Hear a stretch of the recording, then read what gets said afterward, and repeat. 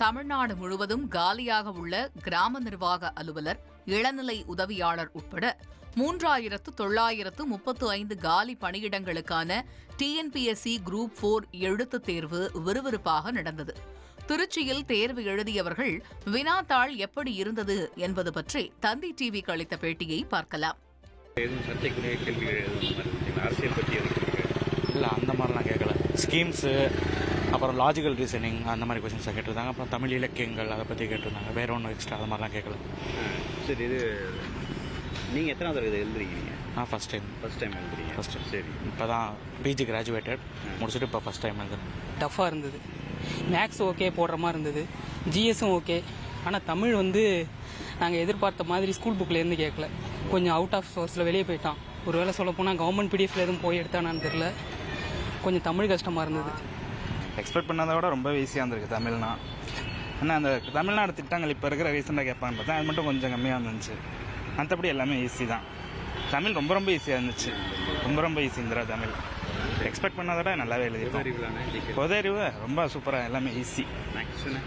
Maths அதுவும் easy தான். நம்ம 10th சிலபஸ் இருக்குங்கள, எஸ்எஸ்எல்சி அந்த ரேஞ்சில் தான் கேட்டிருந்தாங்க. அதனால் இந்த தடவை நிறைய வாய்ப்புகள் இருக்குது, நிறைய மார்க் எடுக்கிறேன் சார். சரி, இருந்தாலும் இது புது சிலபஸ்ங்கிறதுனால கொஞ்சம் கஷ்டமாக தான் இருக்குது. புக்கில் எங்கேருந்து கேட்டாங்கன்னே தெரில. இலக்கணமாக கேட்டனால அது கொஞ்சம் கஷ்டமாக தான் இருக்குது. கொஞ்சம் இது டைம் மேனேஜ்மெண்ட் பத்தல. ஏன்னா இலக்கணங்கிறது கொஞ்சம் யோசிக்கிற வேண்டியது இருக்குது. தமிழுக்கு கொஞ்சம் 1.5 hours பக்கம் எடுத்துக்கிச்சு.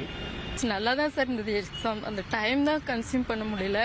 அதுக்கு ஒரு மைனஸ் மார்க் வேற இருக்குது. ஒரு 0.5 கொஸ்டின் அட்டன் பண்ணலைன்னா 0.5 மார்க் அந்த மாதிரி இந்த தடவை ஓஎம்ஆர் சீட் எல்லாமே புதுசாகவே இது பண்ணியிருக்கிறாங்க.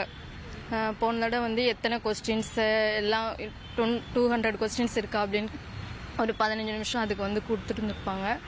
இப்போ அதெல்லாம் கொடுக்கல. ஆனால் நம்ம கொஸ்டின் அட்டன் பண்ணலை அப்படின்னா 0.05 மார்க் ரெடியூஸ் பண்ணிடுறாங்க அப்படின்னு சொல்லிட்டு இருக்குது. புதுசாக கொடுத்துருக்காங்க. ஈஸியாக தான் சார் இருந்தது. ஆனால் கொஞ்சம் டைம் தான் கொஞ்சம் இதாக இருக்குது. இந்த தடவை குரூப் 4 ரொம்ப கஷ்டமாக இருந்துச்சுங்க. எல்லாமே கொஸ்டின் ஆன்சர் ரொம்ப லெங்க்த்தான கொஸ்டின் ஆன்சரு. அதை கூட்டு அதை காரணம் படிச்சுட்டு எழுதுறதுக்கு பார்த்திங்கன்னா ரொம்ப டைம் எடுத்துச்சு. கம்ப்ளீட் பண்ண முடியல. வித்தின் டைமில் 200 கொஸ்டின் அட்டன் பண்ண முடியல. மற்றபடி கொஸ்டின் ஈஸியாக தான் இருந்துச்சு.